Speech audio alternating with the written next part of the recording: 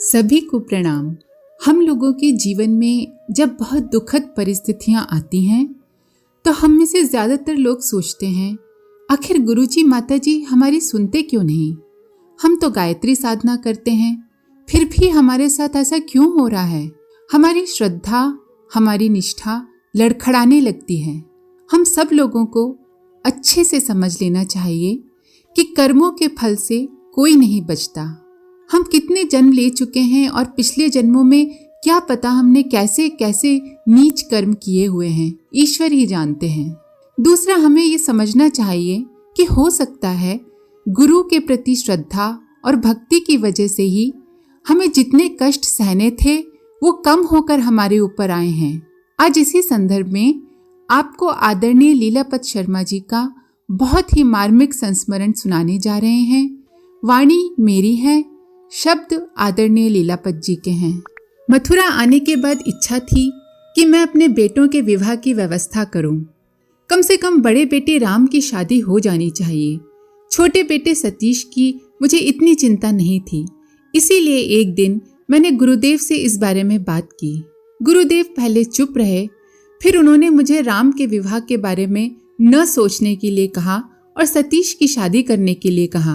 भारतीय समाज में अजीब प्रतीत होता है यदि छोटे बेटे की शादी बड़े से पहले हो जाती है। लोग कई प्रकार की बातें भी शुरू कर देते हैं। मैं उलझन में था क्योंकि मैं गुरुदेव के सोचने के तरीके को समझ नहीं पाया और उनसे बोला, लोग क्या कहेंगे। 3-4 बार मैंने गुरुदेव से उपरोक्त वाक्य दोहराया और उन्होंने भी यही सलाह दोहराई कि मुझे छोटे बेटे की शादी करनी चाहिए। 1971 में गुरुदेव को मथुरा से विदाई देने की तैयारी चल रही थी। एक कार्यक्रम में आदर्श सामूहिक विवाह अर्थात बिना दहेज के और कम से कम खर्च के साथ विवाह संपन्न किए जाने थे।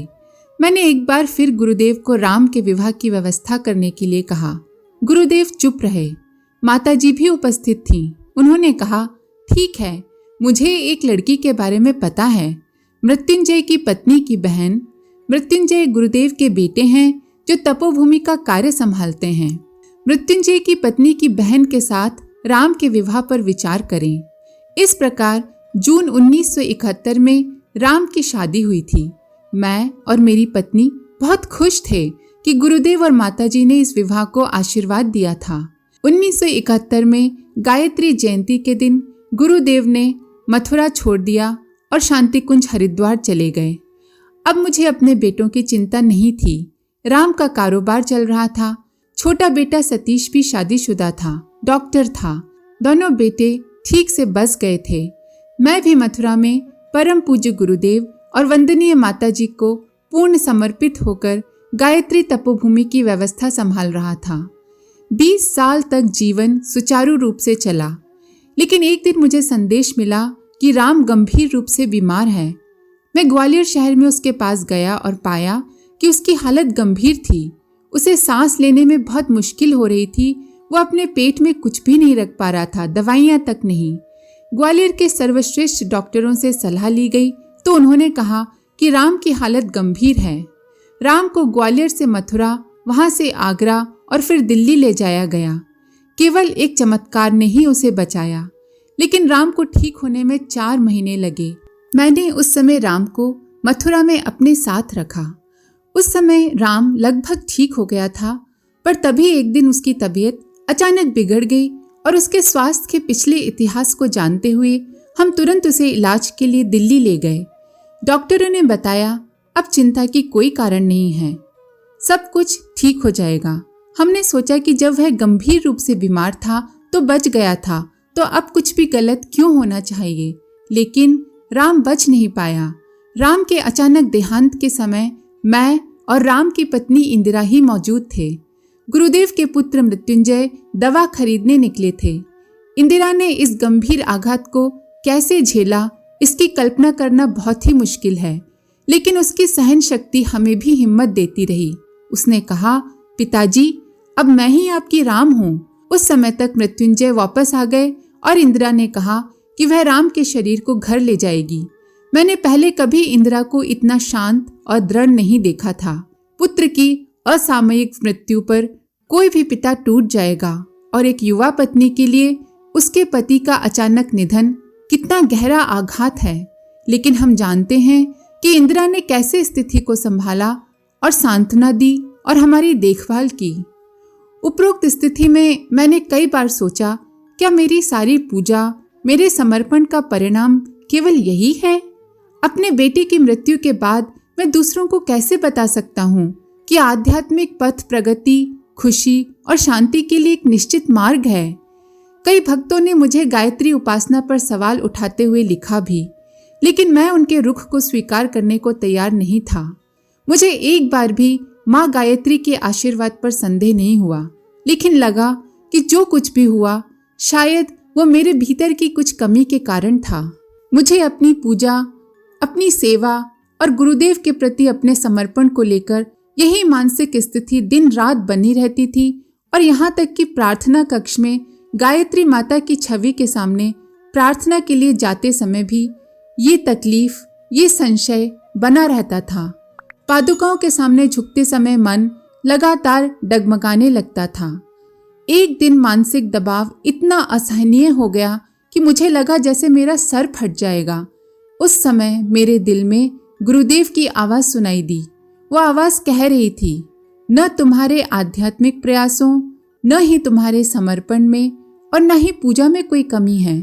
तुमने जो मार्ग अपनाया है वो लोगों की सेवा करने का मार्ग भी सही है। तुम क्यों सोचते हो कि इन सब के बावजूद राम ने तुमको छोड़ दिया? सच तो ये है कि इन सभी के परिणाम स्वरूप राम तुम्हारे साथ इतने दिन रहा, अन्यथा उसे तो तुम्हें बहुत पहले ही छोड़कर चले जाना था।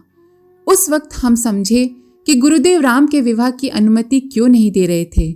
हमें ऐसा लगा कि यदि माताजी ने राम का विवाह करने के लिए अपने विशेषाधिकार का उपयोग किया था, तो पूज्य गुरुदेव ने भी 20 वर्षों से ज्यादा का उसके जीवन काल को बढ़ाया था।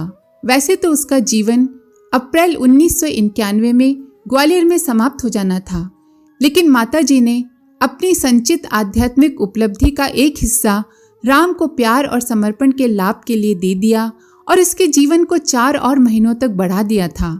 इसके पीछे उनकी सोच थी कि बच्चों की देखभाल एक अच्छी तरह से संरक्षित क्षेत्र में की जानी चाहिए और मथुरा से ज्यादा बेहतर जगह और क्या हो सकती है।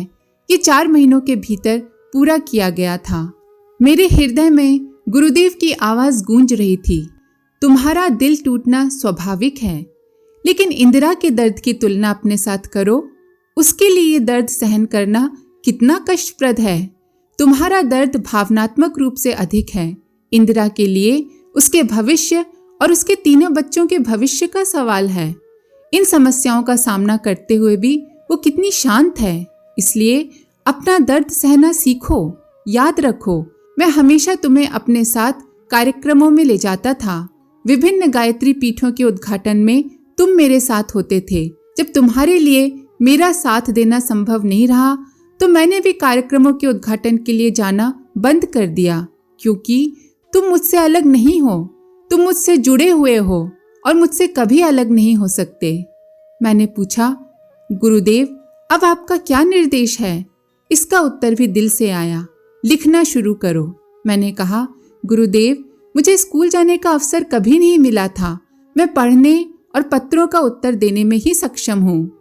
मैंने अपनी बात खत्म भी नहीं की थी कि गुरुदेव बोले, इसके बारे में चिंता क्यों? कबीर कौन से शिक्षित व्यक्ति थे? वे पढ़ना और लिखना भी नहीं जानते थे। तब भी ईश्वर ने उन्हें अपने अनुभवों को गाने के लिए प्रेरित किया। उन्होंने गाना शुरू किया और इस तरह का गहरा साहित्य सामने आया कि विश्वविद्यालयों में पढ़े लिखे पुरुष भी उसे समझने के लिए अपना पूरा समय और प्रतिभा खर्च करते हैं। पूज्यवर आगे बोले, जब दिल में प्रेरणा होती है और ईश्वरीय शक्ति किसी को अपना माध्यम चुनती है, तो किसी अन्य क्षमता की आवश्यकता नहीं है। ठीक उसी तरह जैसे कबीर, सूरदास या मीरा, तुम भी अपने आप को ईश्वरीय शक्ति के खेल के लिए एक बांसुरी की धुन मान लो तो धुन खुद ब खुद बजेगी। बहू इंदिरा के बारे में भी मुझे सांत्वना दी गई। पूज्यवर बोले, 24 वर्ष पूर्व जब तुमने खुद को मेरे सामने समर्पित कर दिया था, तो अब चिंता क्यों कर रहे हो? मुझे इंदिरा की जिम्मेदारी निभानी है, न कि तुम्हें।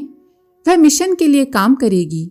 बेटी होने के नाते पहले भी वो मिशन के लिए अप्रत्यक्ष रूप से काम कर रही थी, लेकिन अब वो युग निर्माण के लिए पूरी तरह से काम करेगी और अपनी क्षमता को साबित करेगी।